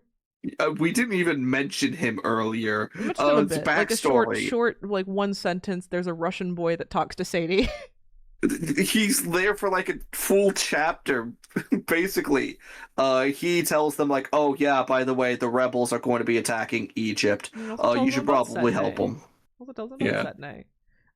Yes. But I forgot who he was because he disappeared for over 10 chapters. Yes. More like 15, honestly. Yeah. What was I? Yeah. Carter. He basically was just like, "Okay, here's your crook back, Mr. Ron." Ron's like, "Nah, keep it." But yeah, the whole Leonid is injured thing is if to like, see, some people are getting injured. The stakes are real. And I'm like, kill off an actually important character, you fucking cowards. Kill Jazz, Walter, please. Kill Jazz like you were supposed to in book 2. She hasn't been relevant anyway. I forgot she existed. She was literally there for Sadie to think that her and Walt were dating, but they weren't. Yeah. Honestly, no. Something that would get me to probably care/feel concerned. Kill the penguin kid off. I think that'd be a little much. Isn't he like 10? He's like I don't know. You know what? Actually, yeah. Percy Jackson. In the world of Percy Jackson, 10's old enough. 10's old enough. Out of curiosity, how old was Bianca again? Anyway, so yeah, this also, as if to add insult to injury for me specifically, this is when we finally meet Sarah Jacobi. Remember when I was saying that we really need some kind of like on the ground villain that's not Apophis? I felt literally nothing for her. Because if not Setne, it should have been her, right? Like, but then she's mentioned. They would have needed to build her up through the entire book. She's mentioned once and then literally only shows up within like the last, like literally there's only 2 chapters left before we're in the epilogue section. Yeah, more or less. So yeah, by the time she shows up, you're just like, I don't care. She's like holding her knife to Amos's throat, and I'm just like, I'm sure he's gonna like kill her any second, right? Mm-hmm. I feel like if they probably made up some sort of, Jacobi has been systematically attacking different gnomes and now we see the effects of it, maybe we would have cared. I think they say that's what she's doing is the thing, but we just don't see it much. Basically the only way we see it is, and even then I don't think that's what happened at the Texas gnome. I mean, even if it was as a result of them, we didn't see her or what's his name doing it. So, like, it doesn't hit the same. It's really mostly just occurring to me that this book, that like, it sure has a lot of, like, the series in general has a lot of little antagonists that mostly feel kind of inconsequential when you isolate them, right? Like, so, like, we haven't had a decent antagonist since like Set, and he's more interesting when you put him on the good guy side. He's more interesting when he's just popping up saying, "Hey, you want to commit sin?" Yeah, that's better.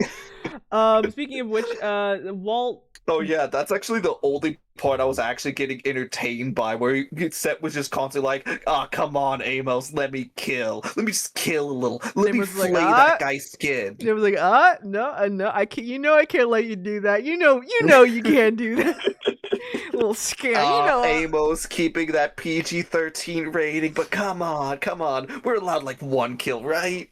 Oh, you little scam, you know we can't do that. You almost got me though. You almost got. I need to write this fan fiction. Fuck. Give us the old man Yowie. Give us the old man Yowie. Okay. Anyway, Walt shows up to like save Sadie in a scene that I thought was kind of eye rolling.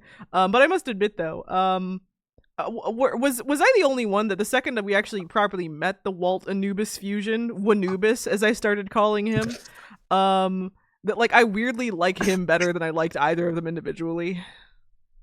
At that point, I kind of was just like, okay, fine, whatever. The book's about to end. I don't You care. stopped caring. I found myself a little bit charmed by him, and that I thought that Anubis's negging sounded better coming out of his mouth, like actually funny for once.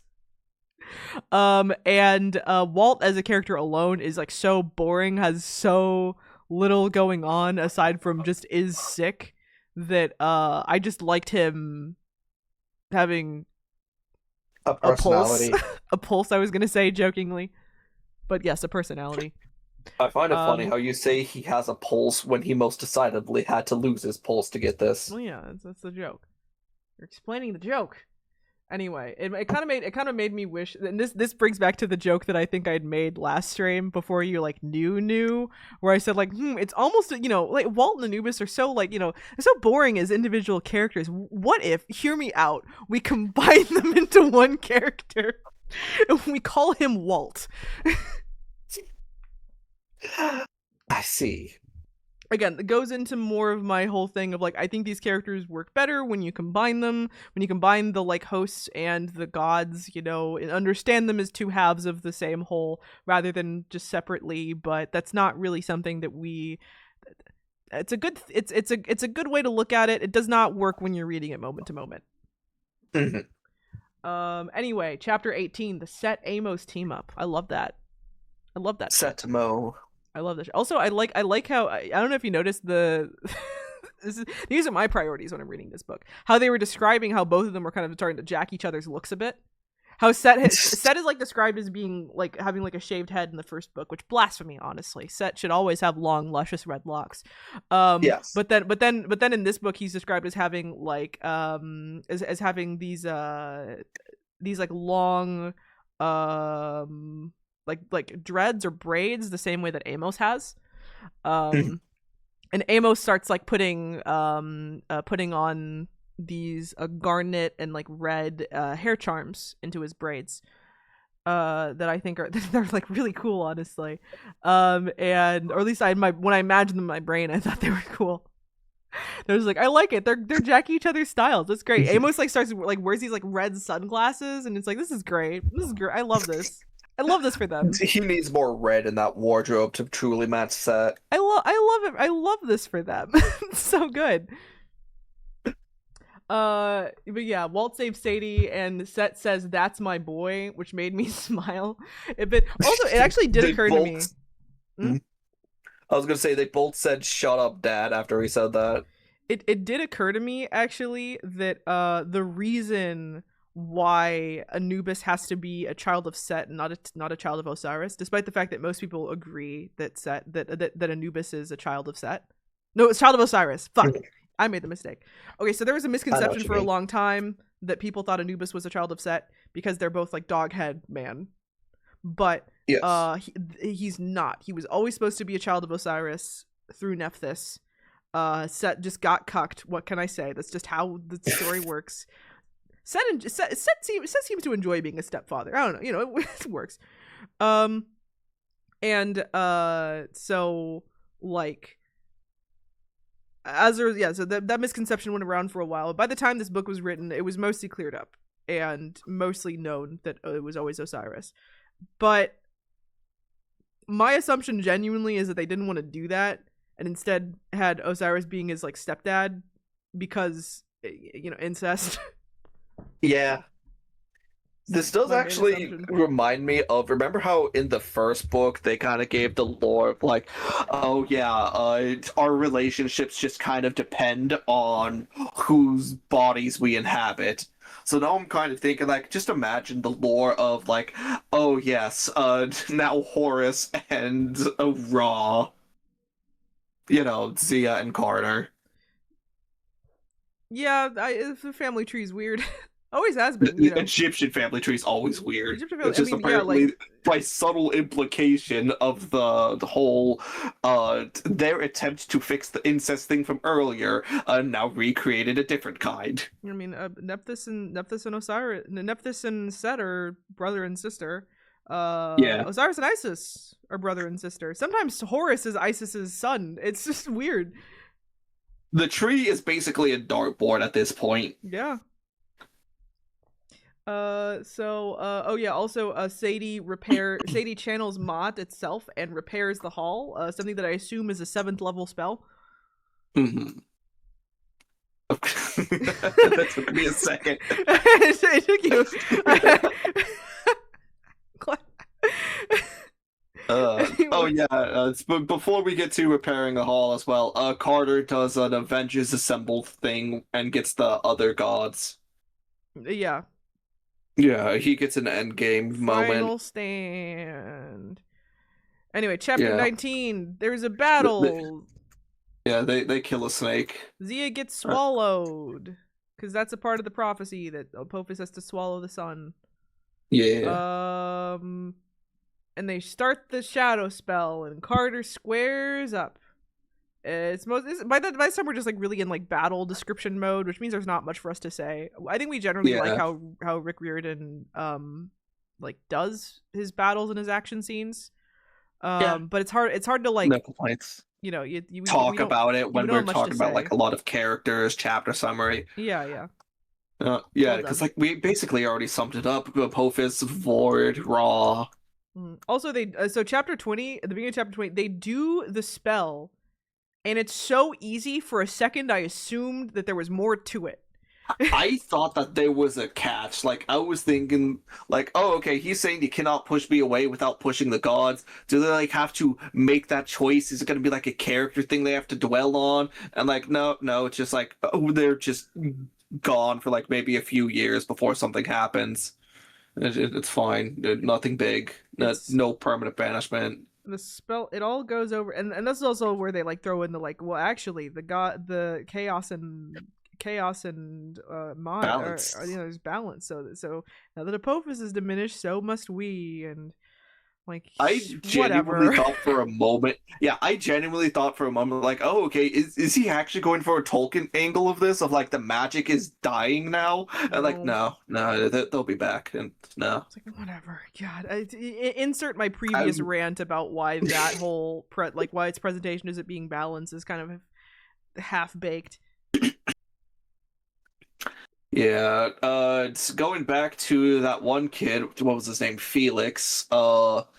He said, I'm going to follow the path of ice. And Carter was like, is there an ice god? Felix was like, there's not. I Googled it. Yeah, I Googled it. The only things that really came up was Tefnut or Shu. Tefnut is apparently god of like moisture and rain. Shu was like wind. So like... Not really. Yeah, there was no ice or snow. Egypt wouldn't have seen like ice or snow for like a while, probably. You have to leave Egypt to find that. Yeah, so that kid, while everyone goes on the path of the gods, he's just going to be playing in the snow, just like, one day my god will come. It won't. You gotta. What's that ice lady from Lost Hero who betrays them all? He's just gonna find a Greek goddess, bring it to Egyptian, and just be like, guys, I finally found my path god. Who the fuck is that? It's like, well, she was kicked out from her pantheon, so for being being bad. Yeah, just like, guys, it's a long story. Can I just stay in Egypt for a while?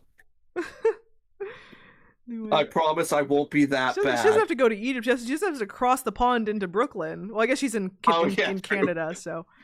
Yeah. All she needs to say is, I promise I won't be that bad. And then they're like, well, that's a lot better than we have for a good handful of the gods. You're in. Yeah, we believe you. We implicitly believe you. To see Setman, how often we got tricked. Listen, also look at Set. He, let me stop before I start like writing more fan fiction. We can do that later. Oh, that would be a funny one, but it's just like, later. all right, she just vaguely promises not to be that evil, and just like, okay, it's better than nothing. But this is also where I was at the end, and I'm just like, oh gosh. I think I literally in all caps said, "You were so close. Just the thing, do the thing. Just make them the same character, if not literally, then like thematically." I'm so tired.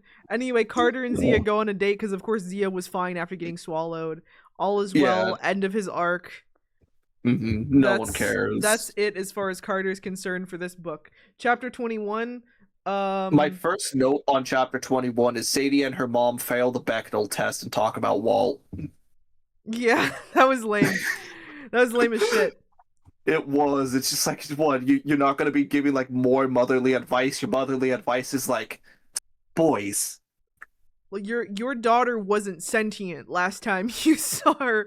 Basically, last time you had the opportunity to have a conversation with her, she was like 5. She has no memory of that. You could attempt to talk with her.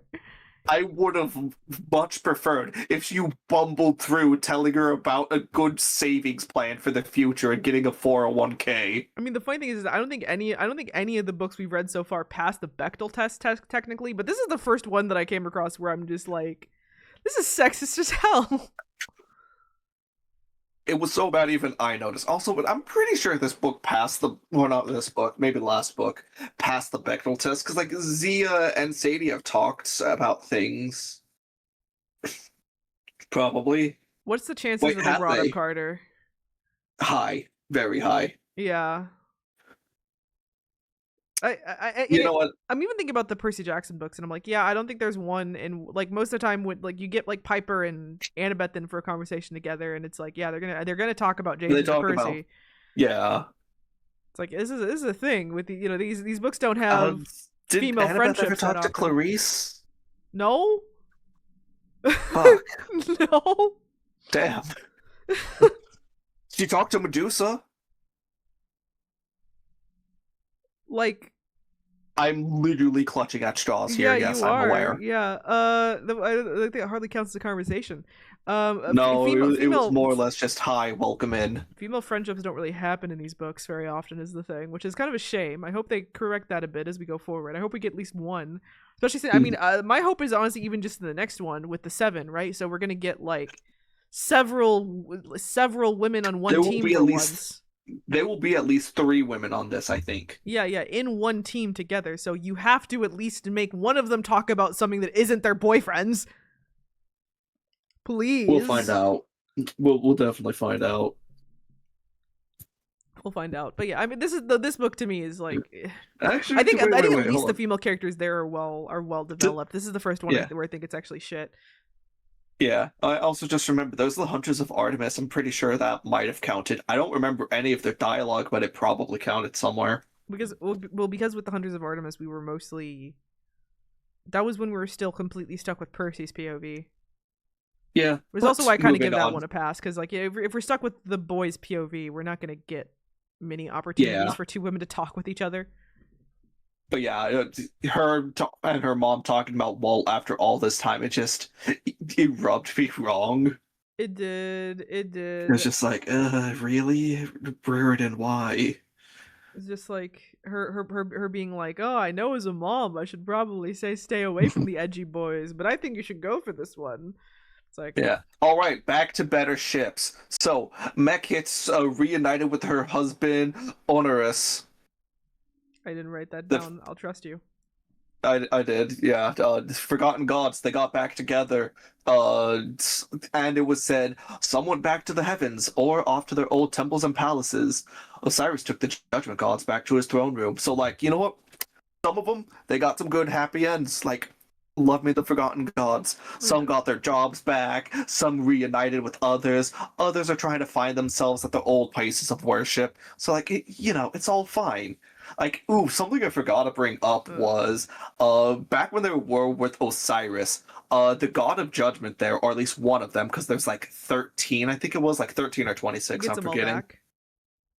It's at the end of the book, yes. But no, like, when we were back at that midpoint, Sadie was just like, oh, you're a god of judgment? Like, those other 2 we met earlier? It's like, wait, other two. There's more. You found more? Cyrus, we must find them. He's like, one thing at a time, man. He's like, fine. We're getting my brothers back, is more or less how I read it. I was like, you know what? That's kind of cute. I kind of like that because, he's probably been separated from the closest thing he has to siblings, or at least, again, that's how I'm reading them as, since they're all similar cuts. I was kind of thinking like, damn, this guy's been separated from his closest to siblings for ages. I would probably react like that too upon just hearing rumors from some random kid that they're in a place. It was cute. I think we can agree that those like background characters were a bit more were more compelling than some of the upfront characters. I would maybe read a short story about some of the angst of the Forgotten Gods. But on the topic of the House of Retirement, the true best ship, Lily. Yeah, obviously Bess X Towerette. Obviously. Hell yeah. It's a good ship. I wish we got more of it. Honestly, the only reason why I'm upset that we didn't get to see them get together on screen is because that's less of them that we get to experience. Instead, we're stuck here 22 watching Walt and Sadie's reunion that we don't give a shit about. Yeah. Like, well, honestly, time spent between Sadie talking about Walt with her mom could have just been them flashing back to Towerette and Bess getting together. Also, it like didn't help that like the whole time her mom is just really clumsily setting up the sequel. Yeah, like the sequel spin-offs. That's also her purpose in this scene, to like tell them like, well, you might there's other gods. There's other gods, and looks like Setne got away. Guess you'll have to find him maybe by teaming up with some young Greeks. She doesn't say that, but like it's assumed. Yeah. But yeah, that's like Bess and Tower. Oh, go on. Oh, Bess and Towerette. They're very sweet. I wish we got more of them. Bess talks about retiring. Like, you know what? I'm gonna build a house here on the Lake of Fire for Towerette and I. Now go away. I want to talk to my wife. And Towerette also imparts essentially the moral of the series, which is learning is cool, or learn about the Egyptian gods so that way they don't fade and all that, and learn. Oh yeah, that's true. Because she even says something along the lines of like, if mortals don't forget these gods, they won't fade. Yeah, so we get that. I think that's cute. I think it's like, yeah, it's ostensibly the purpose. And then of she says, "Go away. I want to talk to my husband." Go away. I want to make out with my wife. Sadie even makes a remark saying, like, "I get the feeling those two want some alone time together." It's great. We love them for it. You gotta respect it. Oh, and Auntie Bost.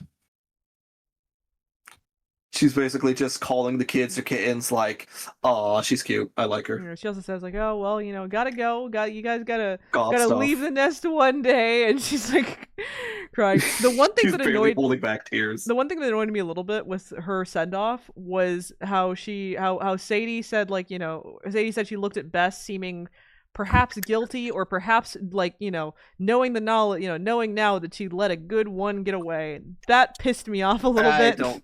Yeah, I disagree with that. Honestly, I'm just mentally omitting it. I prefer Auntie Wine or words. I prefer Wine Auntie Bost. Yeah, I'm like, why did you need to add that? She just didn't like him. Like, some people Bess. Just don't click. We love Bess, but why does she have to like him? Yeah. Why is that like a failing on her part to have let him get away? It's that was annoying. I know exactly how to rectify this issue. What was that one other cat god of war? Sekhmet? Yeah, Sekhmet, thank you. You know what? Yuri and perfect. That's the perfect way to solve this. I actually wonder if they would get along. Sekhmet also is half of Hathor, so that might be a bit much. I feel like no, I think Sekhmet is much too aggressive for Bost, which seems to be more protector. But Plus, I feel like Sekhmet would be a bit. You forget that Sekhmet is half of Hathor. Hathor is the like Aphrodite essentially of Egyptian mythology. Oh, I am forgetting that. Yeah. I mean, that was going to get into my second point of. Plus, I feel like Sekhmet might be a little judgy of Bost because both cats. She might be saying like, "I'm the better one." Just let Boss be on her own. What's wrong with that? What's wrong? Why does she have to be? Why does she have to be like? You know what? I respect that far more. I was mostly just saying Yuri, and for the sake of the joke, she's best on her own. I don't think she should. Like I said, Why not Bast? The one thing I thought was really funny about that send off was when Bess was like, "Well, you know, it's fine that we didn't click. You know, she's a cat. You know, she thinks she's the center of the universe. You know," and she's like, "But I am the center of the universe." And I just like I was like reading that, my cat at my side. I think my cat wasn't even at my side. She was like sitting on the table staring at me. She's like, yeah, it's true. And I was just like looking at her. That was Bast herself confirming it. The cat is on the table staring at me because she's waiting for me to feed her because her dinner was like, I think, within half an hour, and I'm just like, yeah, that's fair. My cat is an intense stare too. It's funny. She like she's like a little wall-eyed when she starts staring at you really hard. So it's very funny. Aww. So just that was a funny little moment I had there that made that memorable, I think, by accident. Anyway, though, that's the Serpent's Shadow. That's the book. That's the whole Kane Chronicles series. We're done. We did it. Moral of the story, start becoming pagan again, or else I'll be sad, because then these guys will get forgotten again. I mean, I'm not gonna do it, but someone else do it. Moral of the story, I'm sure, I'm like actually very positive that Magnus Chase is going to be a better time as far as spin-offs go. That's the moral of the story. There's a better spin-off. Moral of the story, I mean, funny thing, I know I'm currently writing an essay about adaptation and like what makes a good adaptation, what's fertile ground for an adaptation. Ostensibly, I do actually think that an adaptation for a series like this, where you know it's not the most popular, where there's room for improvement, that can actually lead to really interesting things as far as adaptation goes. And I've heard that maybe this might get a Disney Plus series at some point. I really hope so, and I also feel like it needs, I'm not going to say a full script overhaul, but it does need some tweaks. But I think you and I will be happy to at least see what's going on with that, and you know, maybe do a little bonus stream dedicated to reviewing the first season if it ever comes out. We'll see. Who knows if it'll come out? I don't think they've even like really worked on it yet. They just kind of said they would because they like bought the rights to like all of it, right? Just the whole like Rick Riordan catalog. So I think it was just one of those things that they said like, hey, maybe we'll do it, when season 1 of Percy Jackson did pretty all right. Yeah. So I mean, I definitely enjoy seeing that adaptation. Maybe they will fix a few things. I think there could be opportunity, or it could be bad. Who knows? But we'll probably be here to talk about it in the same way that we'll be here to talk about season 2 of Percy Jackson once it comes out. And if you didn't know, I think we did talk about season 1 already. It was in a whole big episode about all the adaptations all in one go. So yeah, go watch that if you wish. But other than that, I think we'll just see you next month for Mark of Athena. Mark your calendars. We're probably not going to do it on the 2nd. Probably not going to do it right after New Year's. We'll have to figure this out. In fact, most likely we're going to not be streaming at all for about the last 2 weeks of the year, and then we'll probably get back into it like on the 7th. So while you should still make sure you get the book, you know, see how you can get your copy in time, you'll have a little bit more time, I think, for this one. So yeah, aside from that, just catch me next week for the Homestuck. For the Homestuck Act 6, Act 1 through Act 6, Act 5. Act. This is the naming convention gets very stupid, and it's mostly very funny. Yeah, and obviously next year, I don't know, we got some stuff planned. Marvel Mondays coming soon to you. in a theater near you, aka Disney Plus. Yeah, I'm also probably gonna start dual streaming come the beginning of next year.